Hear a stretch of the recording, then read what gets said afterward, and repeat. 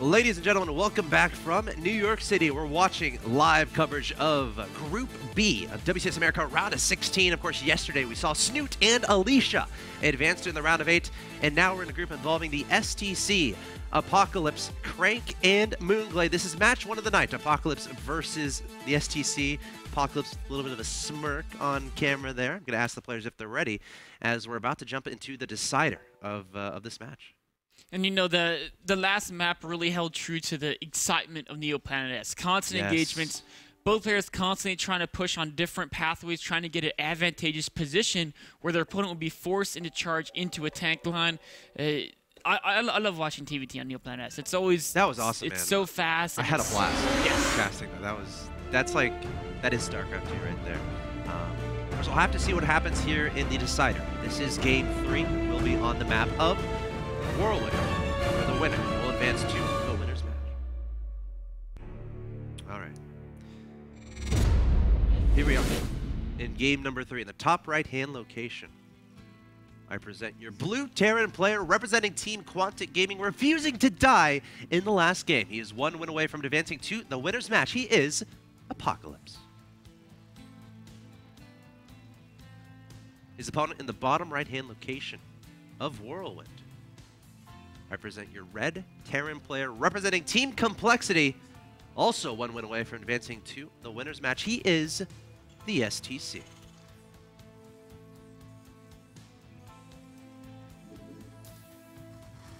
Whirlwind is much bigger than Neoplanet S. Safe to say. it is. It is definitely safe to say. There's one difference we're seeing, which is a subtle difference that's kind of interesting, is Apocalypse building his depot right by his mineral line, so he can immediately return to SCV to minerals after constructing it, and that saves him a little bit of economy. Now his opponent, the STC, building the structures at the wall, and that what it can do is it can deny his opponent scouting once he fully completes that wall. Of course, I don't think Apocalypse has any intention of SCV scouting, because well, actually no, he's going to have to, because gas first means he wants to open, you know, fast factory generally, or with him it could be a lot of Reapers. If it's Reapers, he could use the first Reaper to scout, but really ideally he wants to know where his opponent is so Reapers can start doing damage immediately. Yeah. So maybe after that barracks at SCV will go out on a scouting mission. Whirlwind, probably one of the most difficult maps to scout on, because it is a very big map, and all 4 spawns are in effect. And we're seeing STC actually scout clockwise around the map, so he's going to actually scout Apocalypse last, which is never fun as far as odds are concerned. But it happens in StarCraft 2. You have to be able to adjust to not necessarily knowing where your opponent is, and of course what they're doing. Speaking of which, Apocalypse placing down a very fast second gas and flying. He wants to tech fairly soon. No expansions for this guy. And, you know, STC with a little bit later of a gas, so already a pretty drastic deviation in these guys' builds. STC doing the exact same build he's been doing, I think, every single game so far. He's just gonna go ahead and get a you know, 1, 2, or maybe 3 Marines and a reactor in a command center, depending on how many Marines he thinks he needs early. So far, he's gone 3 Marines, I think, every single game, and then getting the command center and reactor roughly around a similar timing. What I'm interested in, how is Apocalypse gonna follow this Reaper play? More and more Reapers, and now a factory. I almost. We can't know yet. Yeah, it's. I mean, especially with him, he's capable of doing anything, which makes him. Someone out there's like, I know exactly what he's doing. Well, unless you're Apocalypse's mind, I don't think you do. So. Here comes the first Reaper. Marines are going to say no. Oh, Reaper, be careful. Oh, stays alive. Able to sneak his way out of there. Of course, that health will come back. The Reaper is not a Mutalisk. It just has the ability to regen that health.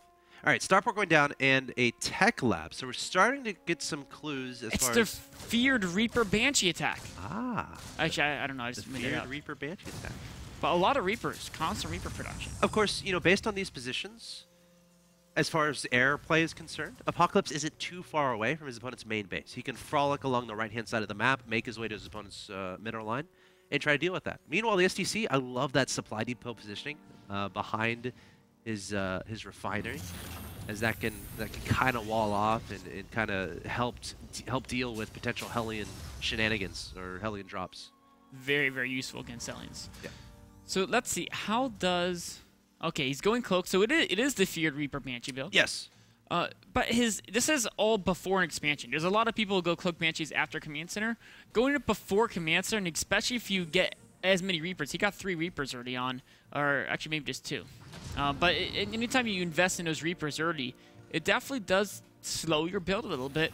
And if you then invest in the Banshee early as well, he wants to get some damage done. Now, STC has the ability to make Vikings. He has Widow Mines out on the map and Marines, so I'm not sure. Apocalypse is going to have to micro the Banshee like a maniac, find a hole somewhere, and get some damage done, because as is, 2 SCVs being built every 17 seconds. Oh, no, that's so bad for Apocalypse. Sees the sparkliness on the Tech Lab. That doesn't mean that fairies have performed a spell. No, that means Cloak is on the way. STC is going to identify that, so he should know exactly what's going on. He has some Widow Mines in position. Engineering Bay is already down for the STC, so he should be putting down turrets fairly soon to help deal with that Cloak Banshee play. Of course, Cloak Banshee isn't the only threat. Apocalypse, remember, has been on one base this entire game. Still no Command Center being built. He's sending a lot of units across the map.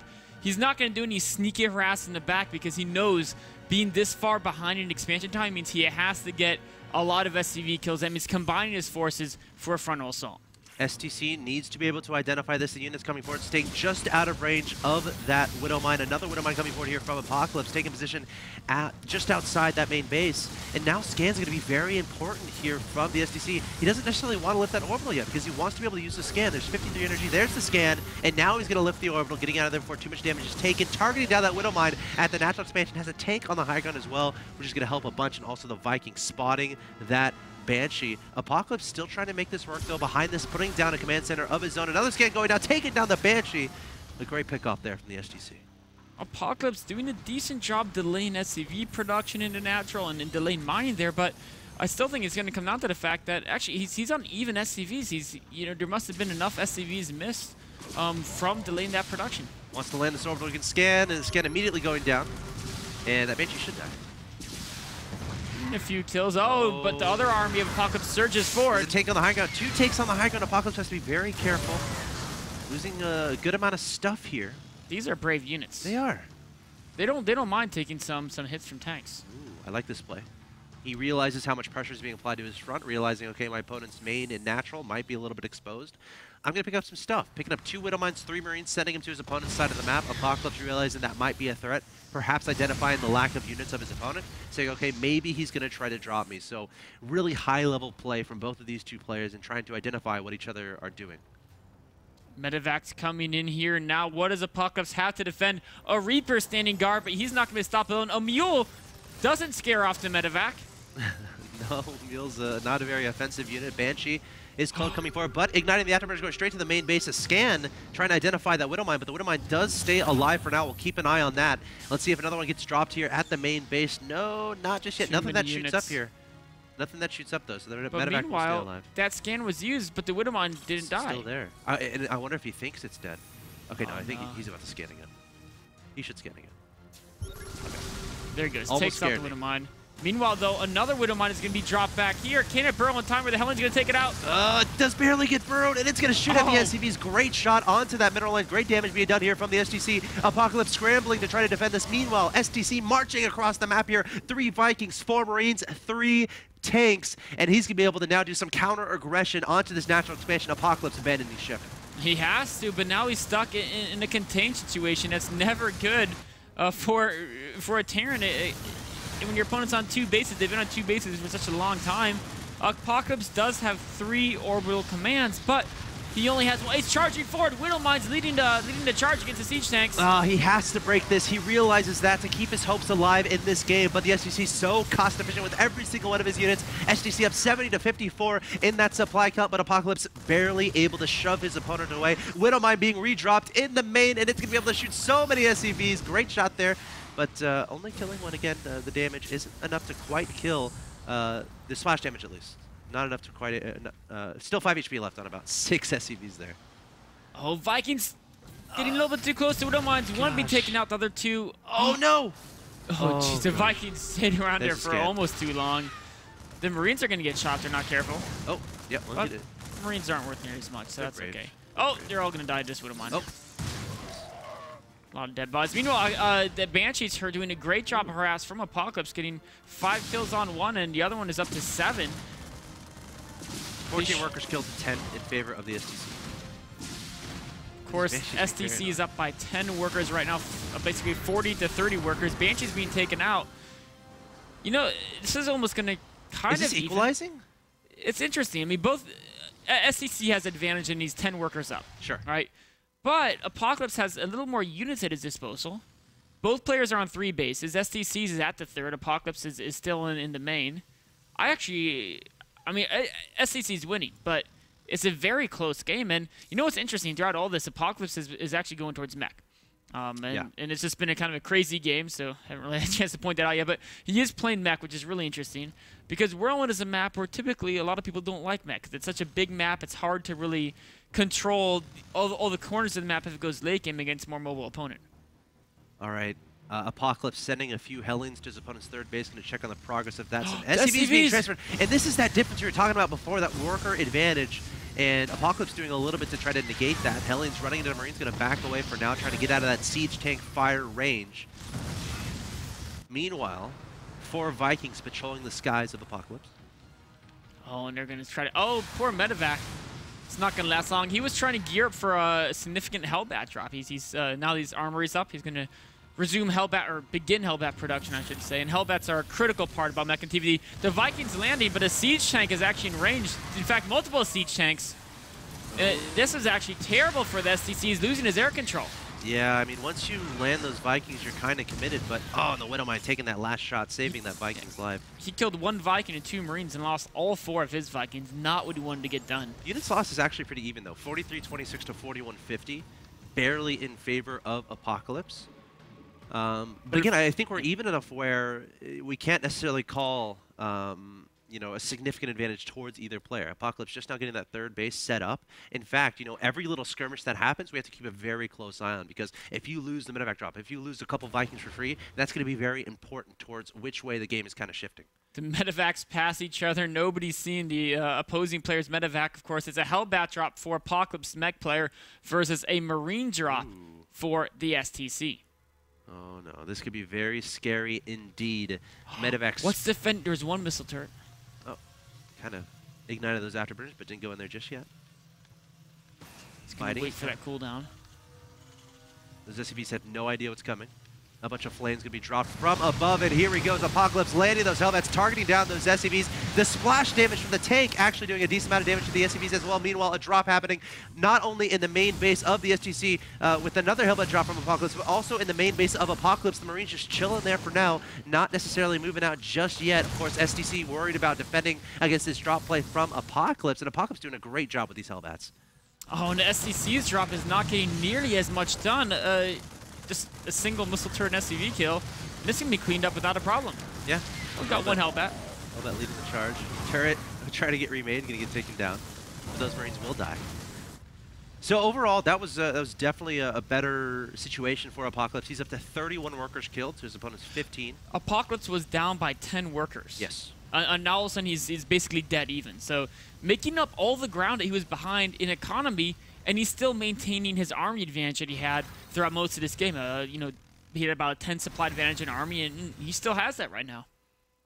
All right, 4 Hellions being sent back to that 3rd base. Apocalypse being so relentless with his harassment, not letting STC take a breath. Remember, STC's drop a little bit earlier, it was just chilling there for a little bit. He was so worried about dealing with harassment from Apocalypse that, you know, he couldn't necessarily be as efficient as was possible. So Apocalypse doing a great job just trying to be absolutely everywhere. Again, sending a drop into his opponent's natural expansion, going to be landing right on top of that mineral line. And again, STC getting spread out, trying to deal with all this harassment. Oh, the poor SCVs. They're being burnt alive. Yeah, they are. Let's see if they make their way over to the right. And he's going to try to, but the concussive shell holding him back. Almost got a nice volley off on those SCVs. STC quite literally playing with fire there.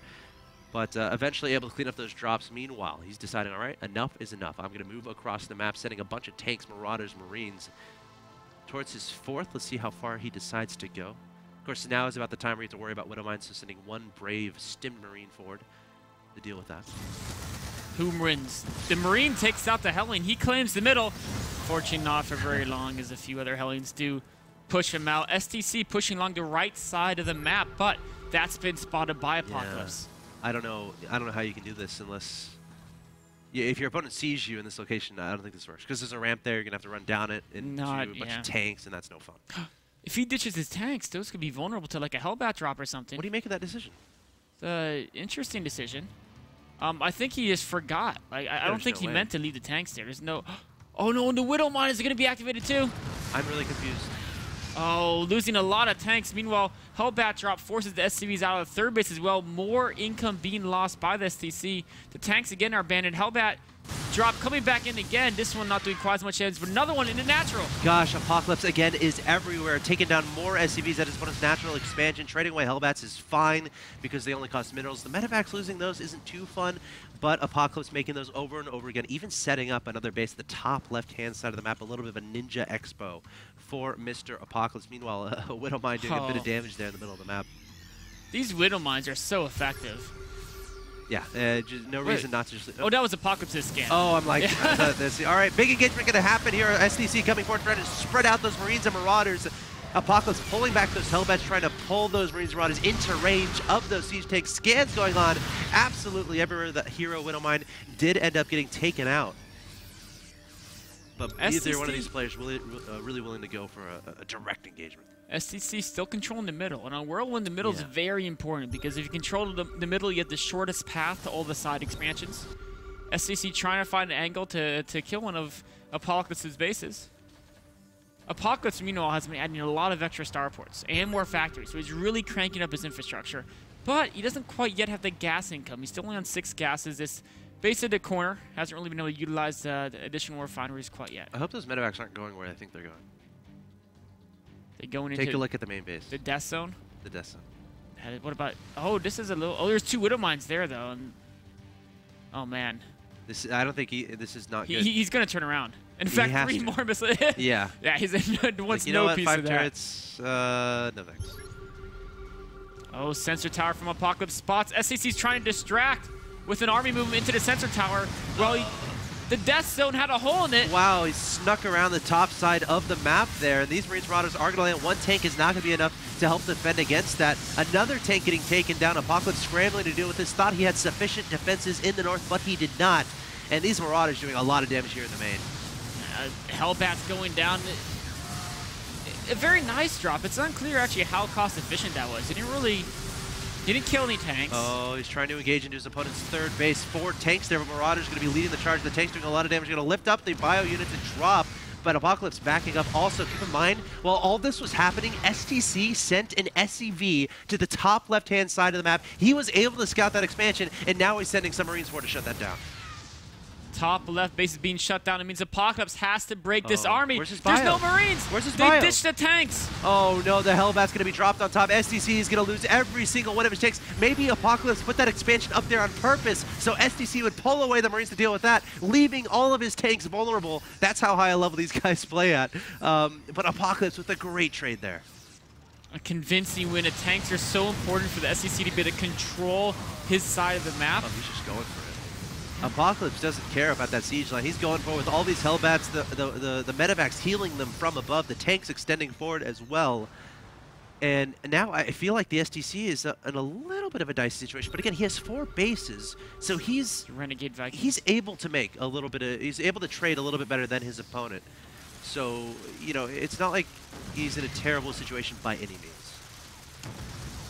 This is not going well for the SCVs. They're attacking down a funnel. Something you don't want to do. Of course, Apocalypse trying to find another great engagement, containing his opponent, taking the area that connects the third base, 4th, and natural. This means if he can control this zone, he can easily push in and start denying these bases with Hellbats. Either STC is going for a base trade or is going for a flank. One of the 2. Either way, this is going to be exciting. A little bit of a Marine harass over here to 3rd. Meanwhile, STC sends his main force to intercept the reinforcements of Apocalypse. Apocalypse says, if you're going to move your units up there, I'm going to push straight into your natural. One of them is getting taken out by the Marines. More Hellbats coming forward, but now Apocalypse's tanks are starting to get a little bit exposed. Again, there's nothing to really buffer for Apocalypse's tank army. Meanwhile, STC marching into his opponent's natural expansion. A scan going down, looking for those Widow Mines, taking down the Hellbats, taking down the tanks. all-out base trade situation here. The tanks trying to get their damage done across the map, but I think I favor the STC here. He's up 145 to 96 in supply. Only tanks remaining. Only tanks remaining from Apocalypse, and they are indeed unsieged. Marauders and Marines coming forward, and Apocalypse going to have to pick up and back away. But meanwhile, losing his third orbital command center, STC looking great right now. Oh man, the SCVs are being absolutely massacred. STC over twice the supply of Apocalypse. Apocalypse down to 2 bases. STC, yes, he lost his 4th, but he actually has a 5th in the corner, so he's still on 4 bases.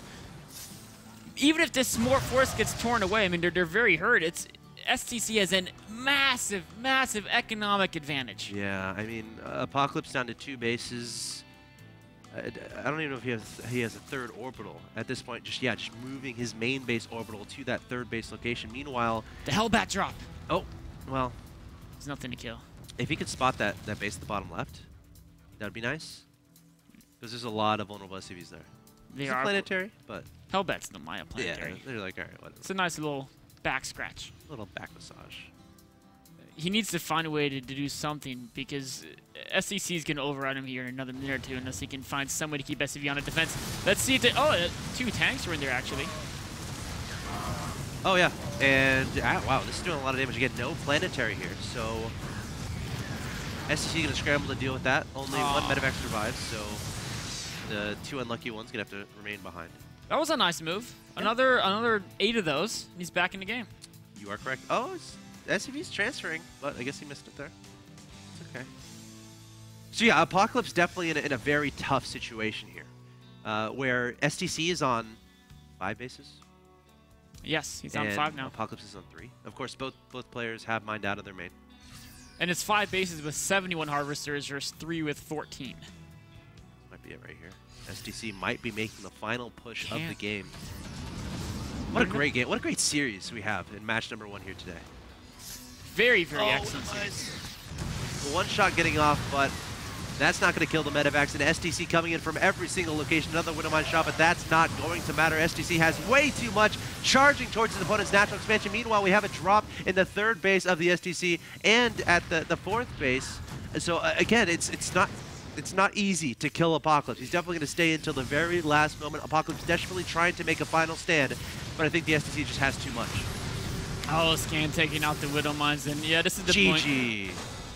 Wow. That was a good series. It was a great series. Absolutely phenomenal play by both these guys, and you could tell in their pregame interview, they had so much respect for each other, and it's like, yeah, you know, I'm playing great, but so is my opponent. And it really showed. I mean, both these guys just played their hearts out, put in an amazing performance, and a well-earned victory. Yeah, I feel like, you know, Apocalypse did fall down in that match. He lost. He won game number 1, interestingly enough. STC able to come back and win 2 in a row. But Apocalypse, definitely a player that you're not going to count out. He definitely showed a lot of heart in those games. You know, game 2. We thought he was dead for the longest time, so just stayed in there over and over and over again. And then game 3, I felt that was a game that could have gone either way. But the STC finally able to pull things together and able to just get some great engagements, you know, as that game went along to give himself that advantage. You can see here the players are getting ready to move on to the next match. Of course, yeah, of course, STC will be advancing to the winner's match, while Apocalypse will be going to the loser's match. Guys, stay tuned. The next match of the evening is going to be Crank versus Moonglade, but when we come back, we're going to have an interview with our winner. Stay tuned.